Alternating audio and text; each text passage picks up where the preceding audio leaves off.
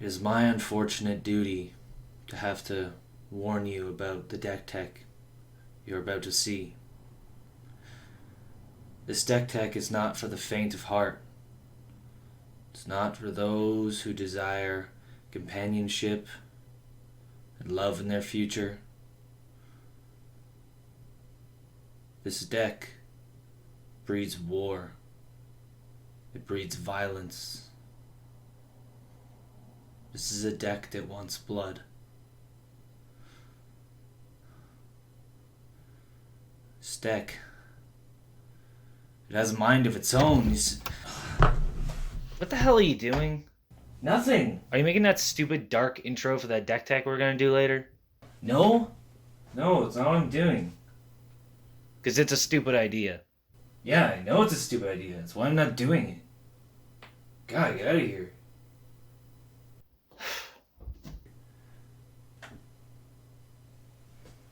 Friggin'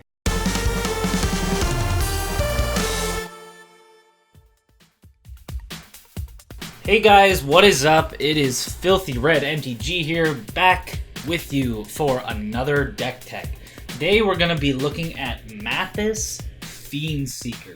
Now, before we get into that, I will just preface this with if my voice starts to die out, that is because I just filmed another video for my other channel. It's called The Shithole, except for the I is an exclamation mark. If you want to check that out, you can, but that's just my little disclaimer there.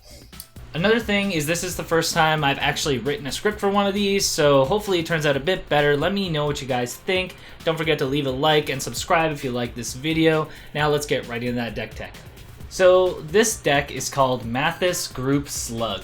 So what exactly is this deck all about? What is a Group Slug deck? Well, a Group Slug deck is the opposite of a Group Hug deck. So rather than being a fairy godmother and giving people gifts of life and cards and such so that everyone can have a good old time playing some good old-fashioned Magic the Gathering, you are a deceptive arms dealer. You're a mastermind of trickery, bribing your opponents to look the other way and give them the tools to swiftly take out your opposition. All the while secretly planning your own world domination. Anyways. Let's get into it.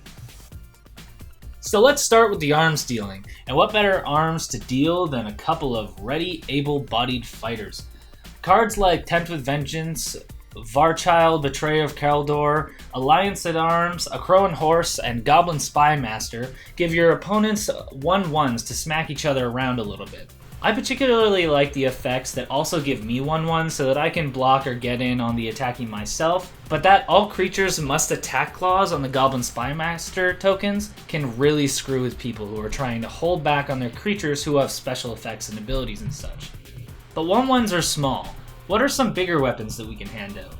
Let's start by looking at the Hunted cycle. This is a pretty cool cycle I found out about pretty early on when researching this deck. In our colors, we have Hunted Dragon, which gives someone 2/2/2 knights with first strike. Hunted Lamassu gives someone a 4/4 horror. And Hunted Horror gives someone 2/3/3 centaurs with protection from black. These cards are twice as useful because not only are we giving people creatures to attack each other with, but we net ourselves an aggressively costed creature to block or smack people with as we please. But 2/2s, 3/3s, 4/4s, I think we can still do better. Well, firstly, let's look at Rite of the Raging Storm, a pet card of mine that gives everyone 5/1 hasty boys that have the fantastic upside that they cannot be pointed at you. But what if we want to give people more than just tokens?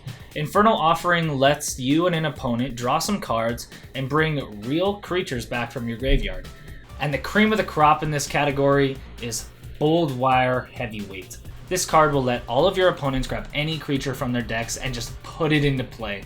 This card is awesome, man. It just really accelerates things. Now you might be thinking this is a little risky. That is why I urge you to pump up your politicking skills and charisma to 11 before you play these cards. You need to either make deals with people so that you know these cards will not be coming at you, or you need to set up a powerful board state and hold up some answers so that if people step out of line and go against your gracious and merciful stealth, you can cut them back down to size until they learn to not look a gift horse in the mouth. So now that we have our weapons dealt and bullets are flying, how can we pour gas on the fire and really ignite the feuds we're building between people? Well, I got a handful of spicy cards that might help with that. Crown of Doom paints a target over someone's head and keeps the feud growing and the damage flying. Crescendo of War is a scaling monstrosity that really puts the game on a timer. With a couple of rounds on the table, it can be giving creatures +8/+0 or even more. Orzhov Advocist buffs other creatures while making sure they don't come at you. Mass Hysteria gives all creatures haste, and get ready for this last one because it's a gooder. Avatar of Slaughter. This card not only makes it so every creature has to attack every turn, but it also gives them double strike. I will say if you aren't going to be swinging out yourself, remember to play this on your second main phase. Bitter Feud can double the damage two people do to each other, which can be useful for taking someone out of the game or helping one of your opponents take someone out. Sour of Discord works in a similar way, but more spreads the damage around than doubling it. It can also double as protection if you choose an opponent who has a large threat on the board and yourself, and this will dissuade them from coming your way because then they'll be hitting themselves. Okay, we got 3 cards left to talk about in this category that will really affect the board state and politics in an interesting way. Firstly, we have Bedlam, which makes it so that all creatures can't block. Nothing stirs up the bloodshed like this card, trust me. When people see that their creatures can't be harmed by going in for a couple extra damage, and they know there's no point in leaving up blockers, creatures start a-flying. Warmonger Hellkite can really get someone when they aren't expecting it. And the way this card works, it doesn't have to be you attacking. Sometimes you can make someone take another opponent out of the game when that wasn't even their intention. And finally, what more appropriate card for this deck than Disrupt Decorum? All I have to say is, dinner and politics don't mix. Now, like we discussed with Warmonger Hellkite, I really do think this deck is at its best when you're adding so much incidental damage that people are just accidentally taking out of the game. After a couple of turns of aggressive attacking, what better way to end the game than a big old torrent of hailfire? A rolling earthquake, or perhaps a fault line? Or maybe you just want to throw all your red mana into a pyrohemia. And if a lot of creatures are going to be dying anyways, why not throw a couple of aristocrats in there to add insult to injury? Not to mention they pair very well with a nice board wipe. The last 3 I have here are Karavik and Vile Smasher the Fierce, who are the kings of incidental damage that get to throw around damage either when your opponents cast spells or when you cast spells, and Archfiend of Despair, who can really fudge with the numbers, not to mention the added bonus of making it so your opponents can't gain life. Now, another area that people like to dip their toes into when they see Mathas is curses. I do run a couple of curses that can be beneficial in this deck, but generally I think the curses build is the curses build, and if you're gonna really lay into curses and go that way instead. Now, some of the curses I have here aren't really technically curses, but they kind of have a similar effect, so they're gonna be in this section as well. For the actual curses, I like Curse of Disturbance, Curse of the Nightly Hunt, and Curse of Opulence, because they encourage attacking and paint targets on people's heads. But I also like Curse of Exhaustion and Overwhelming Splendor to deal with troublesome players. For the curses that aren't really curses I was talking about, I mostly have taxing effects or incidental damage, and some other added benefits. Firstly, we have Mogus, God of Slaughter, and Havoc Festival to drop people's health incrementally each turn, as well as Painful Quandary to tax people whenever they cast a spell. And then secondly, we have ones that are targeted, like Captive Audience, which just destroys one person, or Xancha's Sleeper Agent, which will incrementally tear away at one person while drawing everyone else cards. I mean, who doesn't like cards? Now, while we're giving people all these weapons, we're going to have to make sure they don't come our way, which is why the next section will be discussing protection. The main source of protection we're going to be leaning into is taxing. We can tax people mana when they attack us with cards like Sphere of Safety, Baird Steward of Argive, Ghostly Prison, and Norn's Annex, while we can also just punish them for successful hits with cards like Dread, No Mercy, Michiko, Konda Truthseeker, and Teysa, Envoy of Ghosts. Another good way to stay safe is to make sure that you always have a creature to play and block with. A good way to do this is to have some recurrable effects to get some creatures back from your graveyard, such as Palace Siege, Phyrexian Reclamation, or Shouldered Whispering One. We can get some other good blockers from Kazul, Tyrant of Cliffs, who will either tax the attacker or give us a free chump blocker. Assemble a Legion will give us a legion of 1/1 blockers that can eventually be turned into attackers once we amass an army.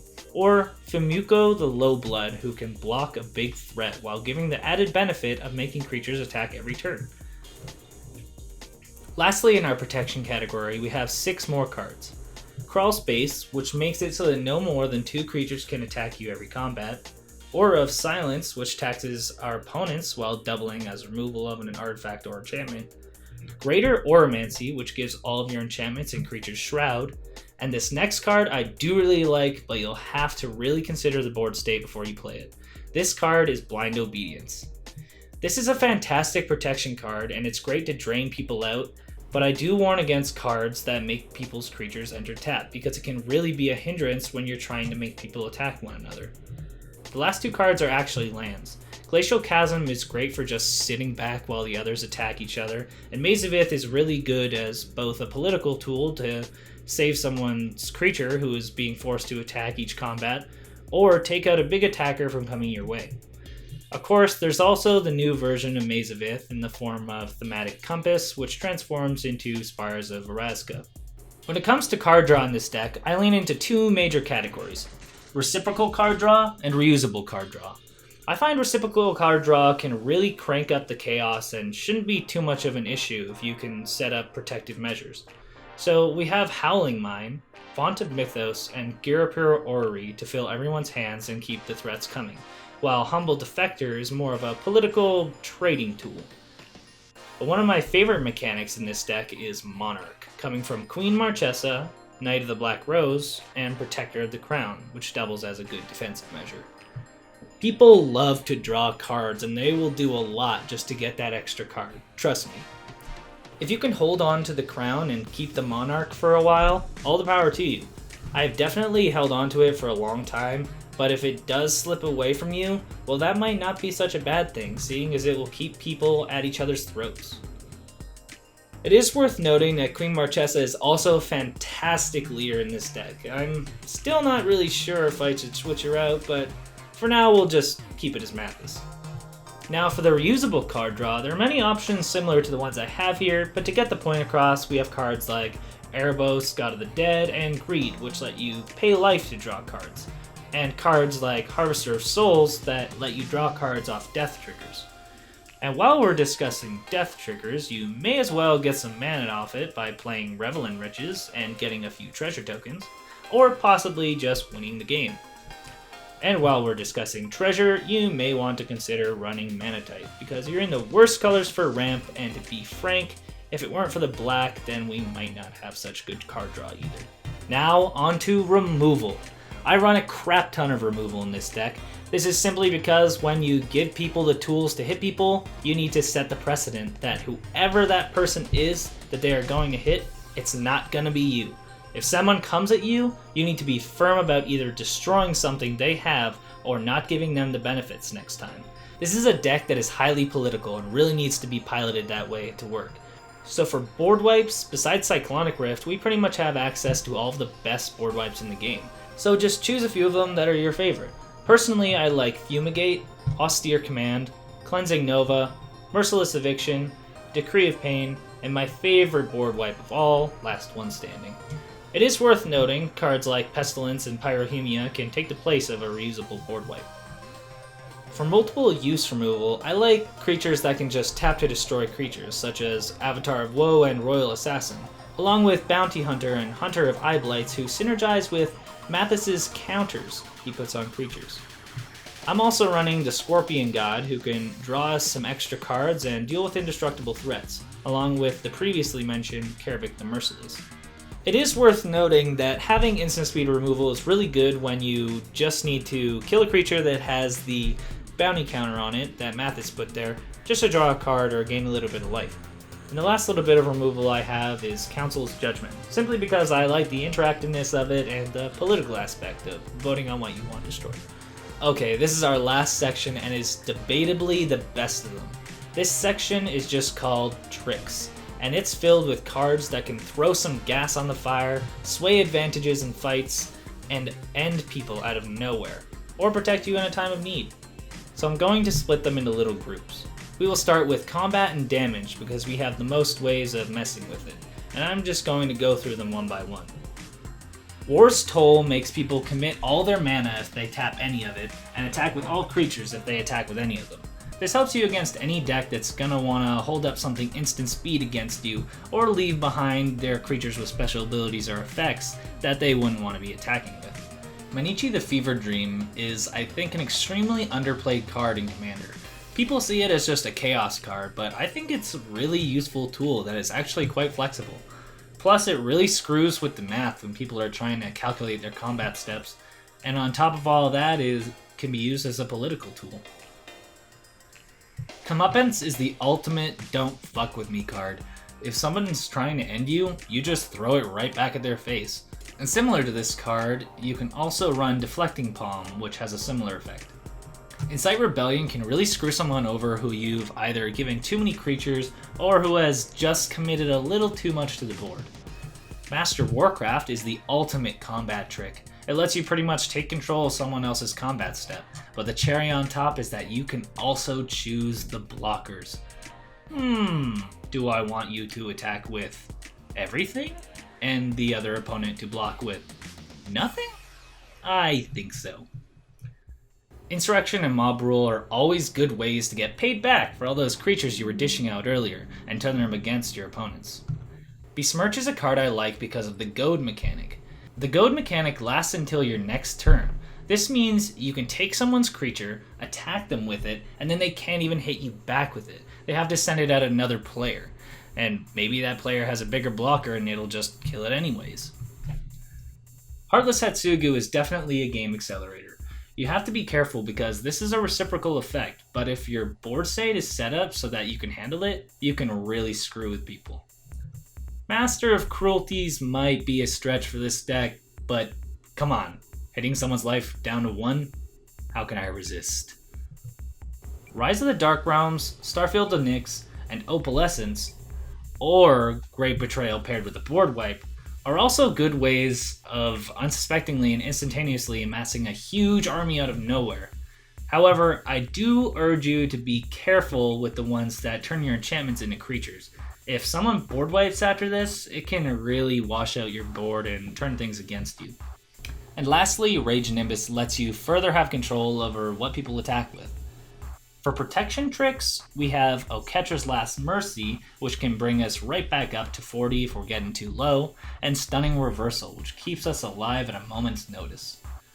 Another good card is Worship, which makes it so that we can't go under 1 HP as long as we have a creature in play. Although I do know that a lot of play groups don't like this card.